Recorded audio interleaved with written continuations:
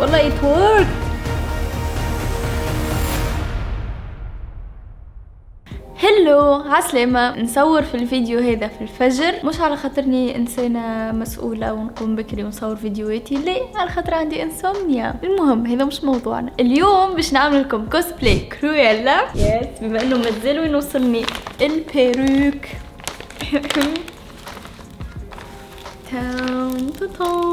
سو كيوت. وفي نفس الوقت باش نحكي لكم على القصة وباش نحكي لكم على الفيلم.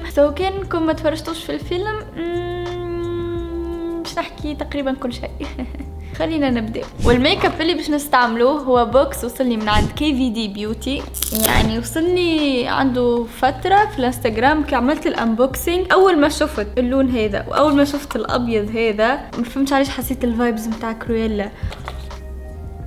هذم الكل حسوني بالفايبز متاع كرويلا بما انه شفت الفيلم وعجبني. المهم اذا انت مهتم بالبيوتي بالميك اب بالكوسبلاي بالقصص بالافلام، الحاجات هذوما الكل باش تلقاهم في فيديو واحد. خلينا نبداو. للناس اللي ما تبعش ديزني وما عندهاش فكره، خليني نفسر لكم. اول ظهور لشخصيه كرويلا كان في فيلم اللي هو 101 دلماسيان. المهم الفيلم هذا من 1961 المفروض، يعني ديزني قديم. وشخصيه كرويلا كانت الشريرة اللي عندها اصحابها كابل، هما كابل عندهم زوز كلاب دلماسيان وباش يجيبوا بابيز، وكرويلا تحب تسرق البابيز نتاعهم ولا تاخذهم لهم باي طريقه، والهدف نتاعها انها تسلخهم وتعمل من جلدهم كبوت.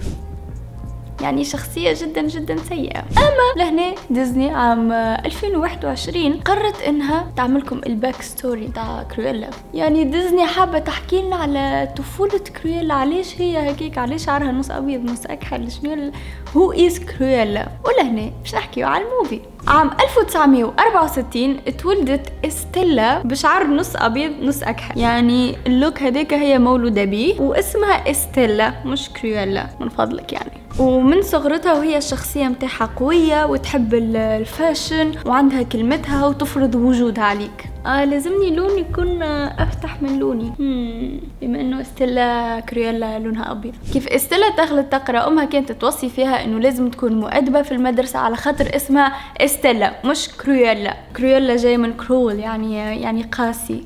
كرييتيف. من غاديك طلعت كلمه كرويلا. كي هي تكون قاسيه كرويلا. وهذه اول حاجه عرفناها على حياه كرويلا اللي هي اسمها استيلا، ومن هنا جاء الاسم الثاني. اوكي ديزني، اوكي يصير. اما كما توقعنا هي ما تفهمتش مع اصدقائها في المدرسه الا صديقه وحيده اسمها انيتا، وهي المفروض نفس الشخصيه اللي في المسلسل القديم اللي هي عندها الكليب دالماسيان. لهنا ديزني حابه تحكي لنا اللي هي الشخص هذاك متعرف عليه من اللي هما صغار، هذاك علاش هما اصحاب رغم اللي هما ما يشبهوش لبعضهم يعني في البيرسوناليتي. المهم بعد ما عملت برشا مشاكل فك المدرسة اضطردت للأسف، وغاديكا وين أمها قررت أنهم لازم ينتقلوا للندن وين استيلا باش تقرأ ممكن الفاشن. وفي ثنيتهم من لندن أمها مشيت السيدة اللي هي أمها كانت تخدم عندها باش تطلب منها المساعدة ولا باش تحكي معها. باش نجرب نعمل حواجبي، اما حواجب استيلا اصغر، باش نجرب نصغرهم. في ثنيتهم تعديت للقصر متاع السيدة هذه، ونهارتها كان فما ايفنت متاع فاشن. برغم اللي امها وصتها ما تخرجش من الكرهبة وعطتها شركة قالت لها البسها، بطبيعة استيلا مش بتسمع الكلام وخرجت ومشيت شافت الايفنت، اما بطبيعة عملت كارثة. وكانوا فما 3 كلاب دالماسيان ولاو يحصروا فيها وسط الايفنت، وفي نفس الوقت امها كانت تحكي مع السيدة هذه على حافة. هربت استيلا من الكلاب جاوا يجروا وراها، وبعد تجاوزوها ونقزوا على استيلا وطاحت من الحافة وماتت.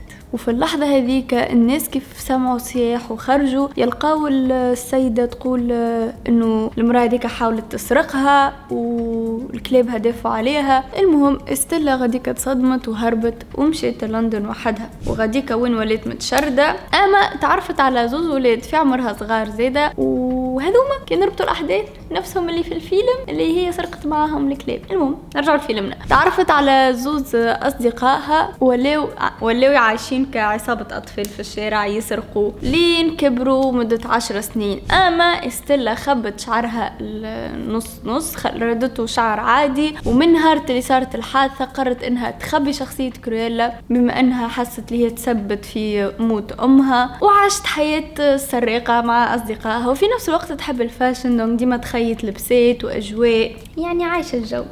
توا خليني نبدا باصعب بارت.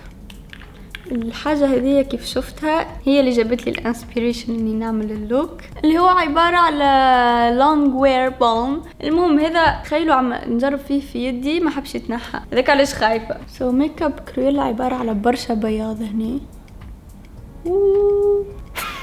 اول حاجه باش نحط الابيض كبيس. بعد ما تعداو سنين وسنين واستيلا كبرت مع اصحابها الاثنين على نفس العيشه هذه كانهم يسرقوا من الشارع، مشيت وخدمت كعامله نظافه اما في جاليري ولا حاجه هكاك نتاع فاشن، بما انه هي حبها للفاشن كبير كبير برشا، وكانت ديما تحب تعطي رايها مثلا في الواجهه نتاع الجاليري وكل شيء، اما بطبيعه ما يسمعوهاش على خاطر بالنسبه لهم هي مجرد عامله نظافه وما عندهاش دخل في الفاشن. الى ان يوما من الايام كان عندها تنظيف في الليل وكانت مغلغل عليهم وكرهتهم، وهي تنظف سكرت وحطت الغش متاعها الكل فك الواجهه، والفكره اللي كانت في مخها عملتها ما خلتهاش في قلبها. باش نستعمل من عند نفس البراند عندهم ايلاينر.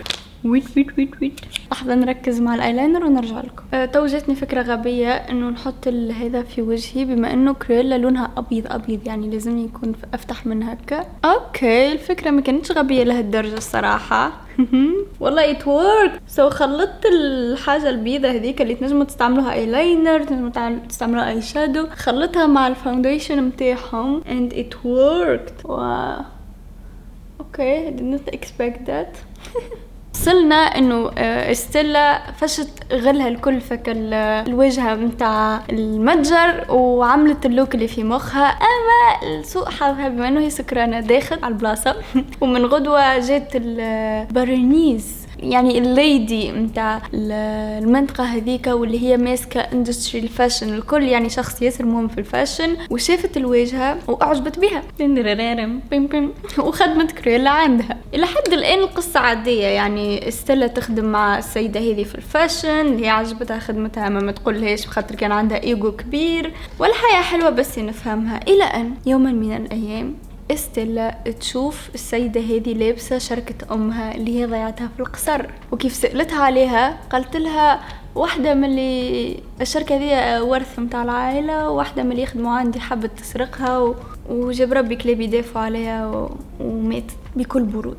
وفي اللحظة هذيك استيلا تغشت ولا عندها غل السيدة ذي وهي كانت تشوف فيها انه ايقونة فاشن ورول موديل، وتفهمت هي واصحابها السراق انهم باش يسرقوا الشركة هذه من عند السيدة، واستغلوا فرصة انه كان فما حفلة وخطوا لكل شيء انهم يسرقوا من عندها الشركة.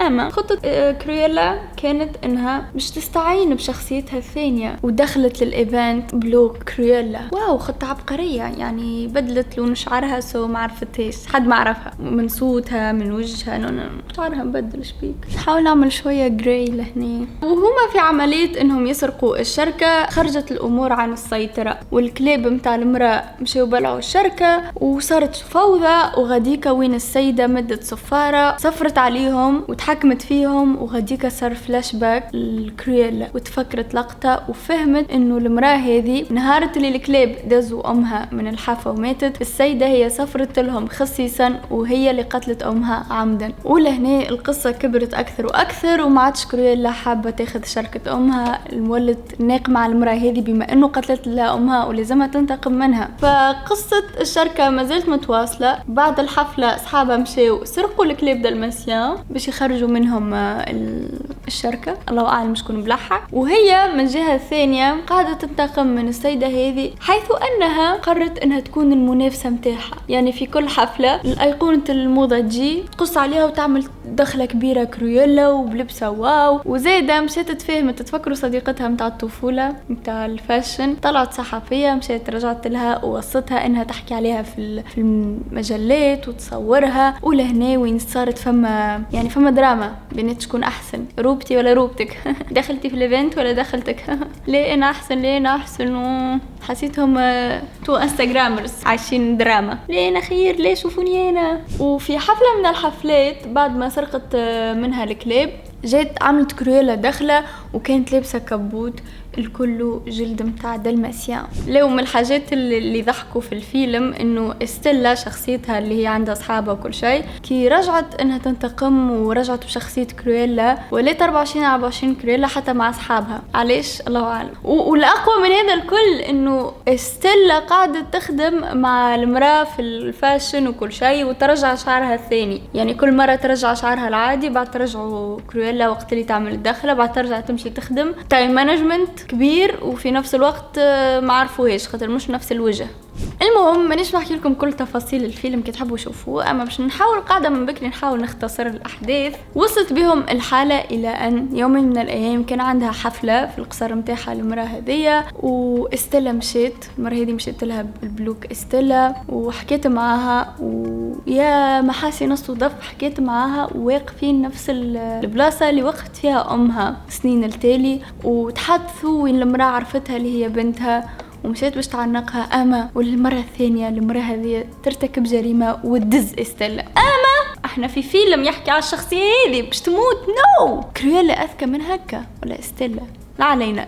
المرة هذه كانت متجهزة وكيف رميتها طلعت مخيطة الجوب متاعها انه يولي باراشوت. المهم ما ماتتش والمرة هذه الناس الكل كانوا شاهدين على انه السيدة هذيك هي اللي دزت المرأة او تخيبوها وشدوها البوليسية خاطر يسخيبوا استيلا ماتت. انتقمت استيلا وخرجت كرويلا للحياة.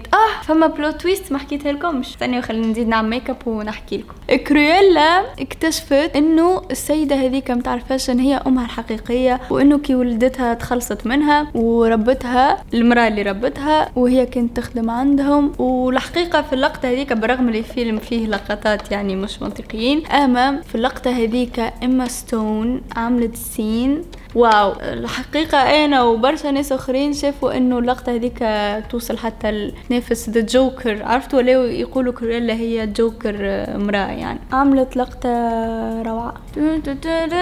فما ناس كي يعملوا لوك كرويلا يعملوا شوية أخضر باش نعمل شوية خط.